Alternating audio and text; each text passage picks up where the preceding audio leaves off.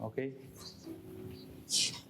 I will start then. Good morning, everyone. Thank you very much for attending this talk, and thank you very much to the organizers for inviting our paper to this very interesting conference.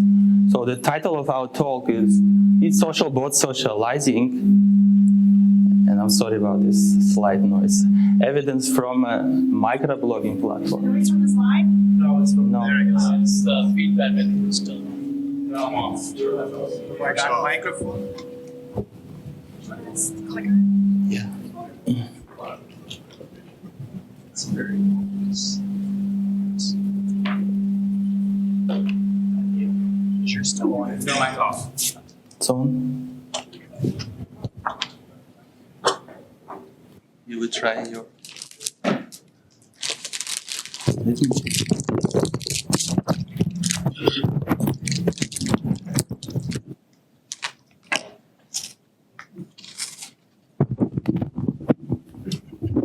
Is the sound better now? Yes. Yeah. Okay, thank you. Some microphone. Sorry about that. Okay, good morning, everyone. I'm very happy to present this talk, and it's a working project on this social bot socializing.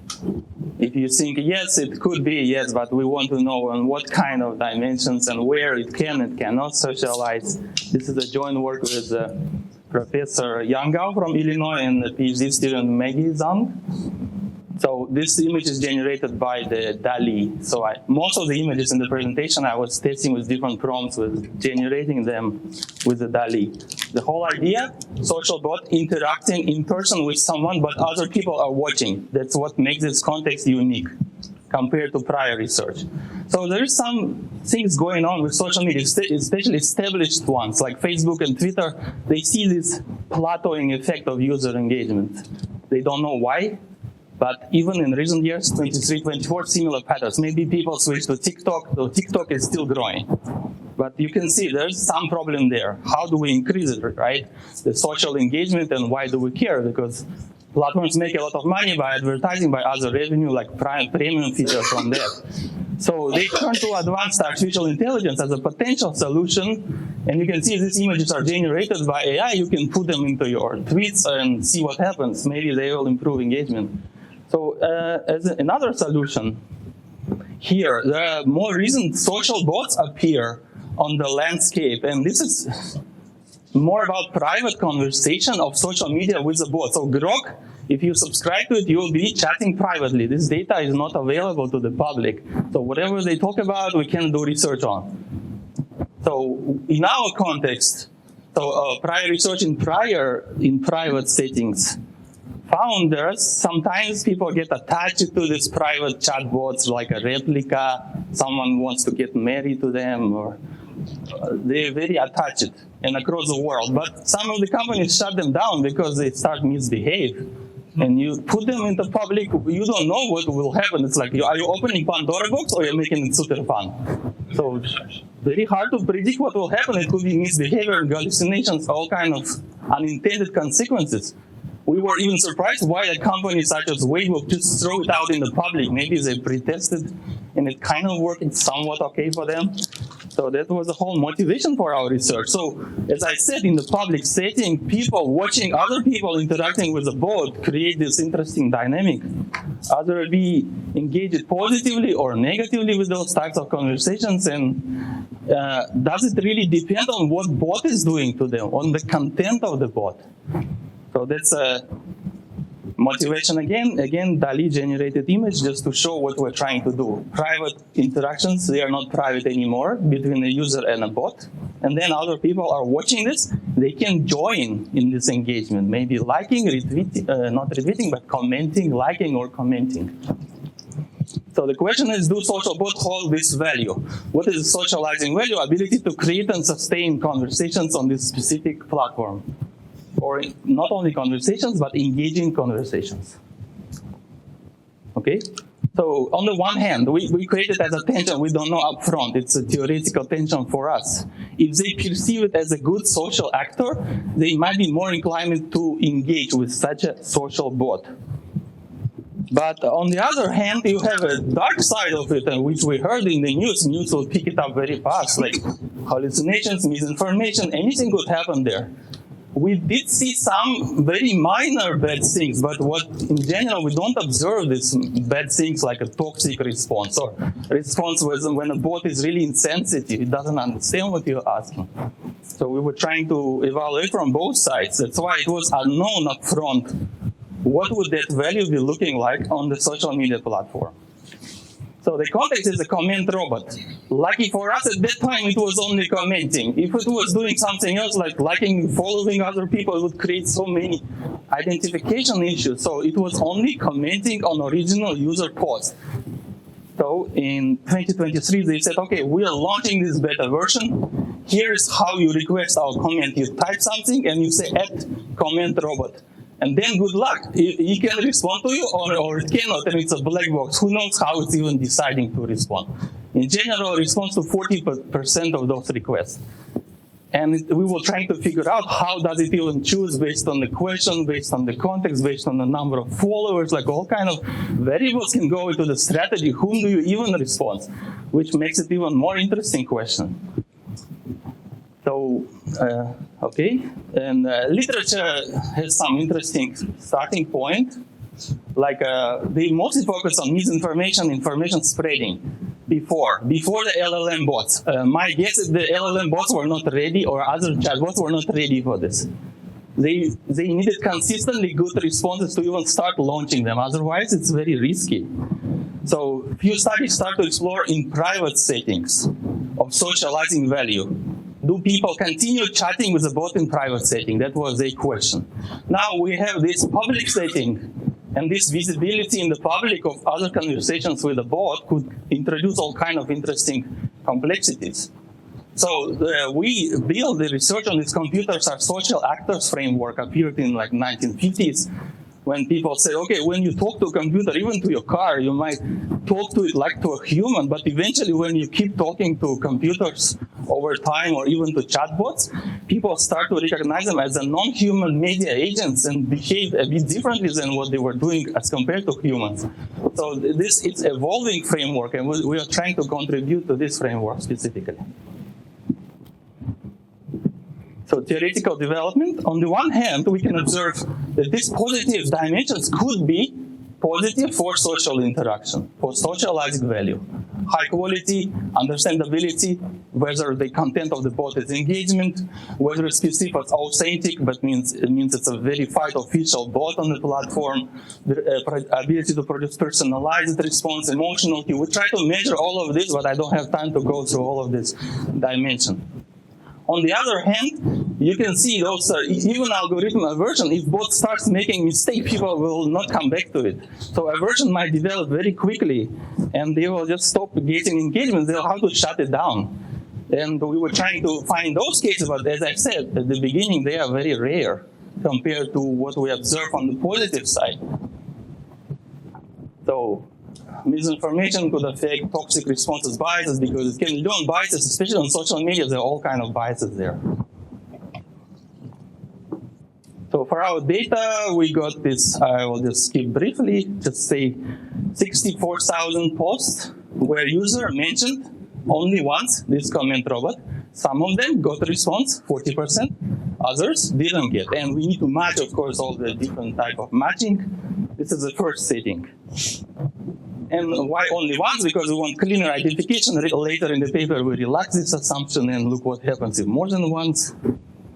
And then main variables, likes and comments on the original post. A person asking bot to comment, bot tells something or doesn't tell something, responds or does not, and then on the original post, how many likes and comments appear. Some of them comments could be related to original post, some could be related to the bot. We distinguish this later, but at that moment, we look at this socializing value with a lot of controls. And so first analysis, actually, it's very simple. We need to say that it's close to random. Bot decides to respond to someone, but it is not random. So bot can make a decision based, maybe you interacted with a bot post before, maybe you posted something on its page. It's not random anymore. Bot needs some starting point to even do this. So I would say this is not, it's more correlational start point. And then because we were doing it for the journal, we replicated this analysis in the online experiment with randomized treatment assignment, where we were showing actually other people when the bot responds, when it does not, what happens. So we replicated this analysis, and this is a main effect, mostly positive. A bit 10% more likes and 24% more comments if the bot responds. And then we try to see, is there a variation in this? Is there a variation in the engagement depending on what kind of post bot responds to or what kind of comments it's giving? Because if it will show some variation, it means what content matters. And this is not just happening for some random reason. And because of this variation, we are connecting back to the theoretical framework. So as I said, there are some couple of IV we're using. If a bot made some post before, some other users commented below it post. It's even before it was able to comment on other users. Like it was back in before January 2024. So relevance exclusion, and we also have another IV bot traffic, and they all give consistent results with IV, like first stage, second stage. But then, as I said, we were trying to test, is there any difference between the bot content and the engagement? So there are two metrics from the literature we're using. One is called likes on the bot comment itself. If the bot comment is more likable, we call it attractive. So the more attractive the bot comment is, kind of evaluation of the quality, if you can say, approximation. There's more engagement generated. And then if it's more relevant, measured by similarity, and we cite other papers who also do measure this by similarity, there's a more engagement on that as well. So this part goes to the bot comment. Another part goes to the effect of the comments by the post category, because we cannot separate bot comment by itself. It's like a dyadic approach now. It depends on what kind of questions are asked. So we actually categorize all kind of posts into 5 different dimensions. Some people just ask the bot to respond anything, like you can see example there. Some people asking subjective questions, give an opinion on something. Some users asking facts, which is not so interesting, just objective question. Some users asking for emotional support. We see more and more in those posts. Like they feel bad, the bot tries to encourage them to keep up, to do something. And you can see in most of those cases, the responses are good. We went through several hundreds of those. They don't look so bad. It looks like bot is trying to really understand. Okay? And then we see that especially for subjective and emotional support, there is some improvement in the engagement. And then we analyze the subjectivity and emotionality on the comment themselves and also find consistent results. So they do point to that if we try to connect to theory, Cass is saying if you have more social cues in the bot comments, the more social cues should encourage engagement. So that's what we see from here, especially from the subjectivity part and from the emotional support part. And finally, we see platform was interested if it will encourage posting activities from users. It was one of the goal. So what we did stacked the idea approach, like before and after, very cleaner identification within user analysis compared with the control group who didn't get response in the same day. So you can use this as a cohort, stack the ID, stack it over time, and see what happens. So I'll just go to results immediately here. If people got a response from the bot, they do start requesting more of those. That's the first graph at the top. But it doesn't affect the posting activity or repost. This time window of -7 days to +7 days is chosen specifically to address problems with longer windows, because normally engagement happens so fast in the social media, so we try to limit this. And the sentiment analysis interestingly demonstrates that after the bot comment or in the replies to bot comment, sentiment is not so much worse. It's almost comparable to human language, to human interactions. So we didn't find significant difference on the sentiment side. Okay. And I'll just put summary here, and feel free to ask any questions while looking at the summary. Thank you. I'll go back to summary. Thank you.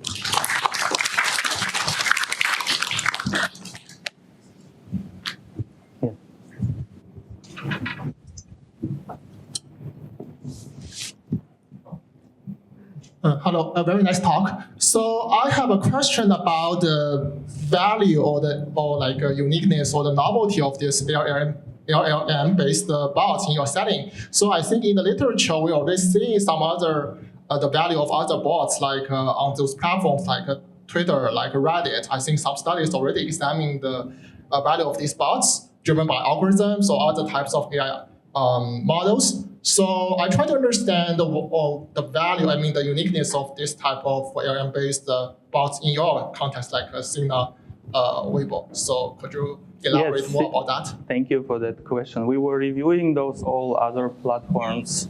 Even they were used in Reddit maybe as a moderator, right? To our knowledge, this was the first social media where you put the bot into the public. So that kind of, we're trying to motivate this. When you put it into the public, you don't know how other users will react to that. Of course, in Reddit, maybe it's also public, but it's not that kind of social media platform. You can say it's similar, but... Okay, we are moving to the third talk. We're going to have Mikhail from the City University of Hong Kong telling us about consumer boards. Yes. Stop the audio. Yeah, that's Great, let's get started. Good morning, everyone. Thank you for having me here. My name is Mikhail. I'm an assistant professor working at City University of Hong Kong. social bot answering my question. Again, to dig better into the value, we are still looking into the CASA theoretical development. What other papers didn't do, they didn't explain mechanism fully. How do we do this? For example, in online experiment, we disentangle identity of the bot from the comment itself. I don't think it was done because in this context, identity is already known, it is disclosed, right? Some reviewers, of course, ask it, is it really the bot identity or the comment driving? And we already know that there is a heterogeneity on the comment side. Potentially content matters, we already knew it. But then when we put it into online experiment and it looks like identity plus the content amplify each other. So by themselves, identity was not enough to produce this response. Basically, if human exactly does the same comment, it was kind of, it was not that significant when the bot is posting exactly the same comment. So that is another way we will try to elaborate in the paper more, but as you mentioned, we will need to be very clear on the contributions of this compared to all other papers, and reviewers actually asked us to survey all other papers, and that's what we're doing now. Thank you, great question. Another question?